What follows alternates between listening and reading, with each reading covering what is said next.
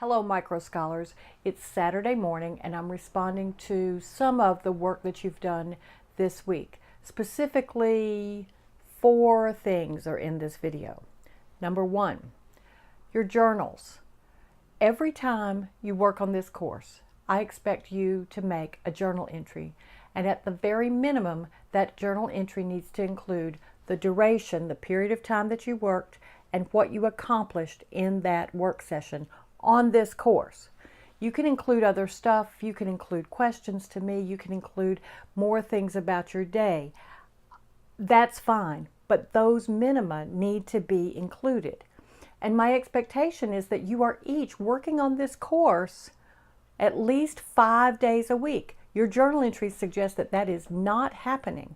If that is not happening, you're not putting in enough time on this very concentrated, intense course.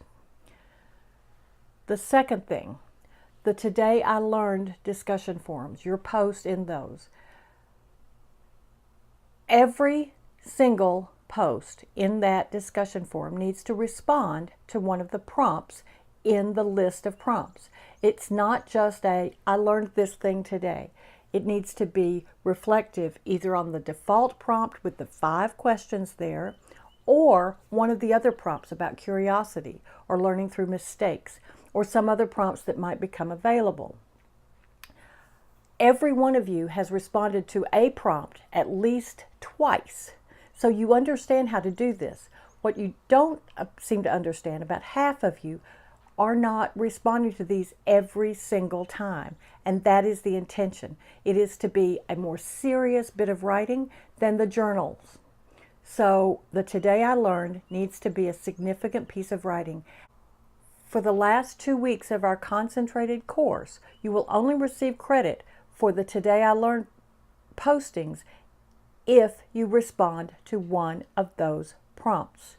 So you must use one of those prompts, at least the default prompt or one of the other ones, to get credit for those. Don't pass on those points. You've got to get 80% of the checkpoints, and these are easy ones to get if you just put in the time on them. Another thing about the discussion forums. The discussion forums are standing in for our discussion inside the classroom. If we were all in the same classroom together regularly, especially for the number of hours that a course like this would take, we'd be having a lot more discussion among ourselves. The fact that this is asynchronous and people are in different places means that it's a little harder, it's certainly different to have those conversations. But I'm expecting those conversations to be happening. So to help that, I have unlocked all of the Today I Learned prompts so that you can all see those and have some discussion about that. And I'll be adding some more questions for you to discuss there. You can also discuss things in your wiki pages where you posted the research that you've done about different devices. So I would like to see a lot more discussion going on in terms of what people are learning, the troubles that they're having, helping each other out, and asking each other questions about the work that you have posted. This is not only a conversation between you and me. It's not absolutely independent learning. We're in this all together. The third thing, I've expected you to all get to the flashing lights bit of the tutorials. I know that everybody's not to that point yet, but we need to pick up the pace and get through that because we need to get through all of the baseline assembly and all of the baseline C tutorials before we can go on to the mid-range tutorials. I've only seen 2 videos of flashing lights. That's Taylor and Andy. Matt, you asked a question about it, but I didn't find your video. So if you thought you posted it, I didn't find it. The rest of you, I'm assuming you haven't gotten your flashing lights going yet. That's only tutorial 2, and there are 11 of them in the baseline assembly set. So that's the third thing. The fourth thing is if you are using a Mac, Taylor has done a lot of work and has largely verified that the hardware portion, the connecting through the PicKit 3 to the PIC microcontrollers, does not work on some Macintosh laptops. I believe that this is a problem with the USB ports or it might be something having to do with the Java runtime environment.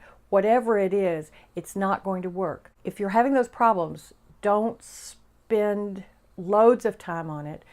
Find a PC, either go to EBS and use the machines there, or find a PC that you can use for the PIC programming.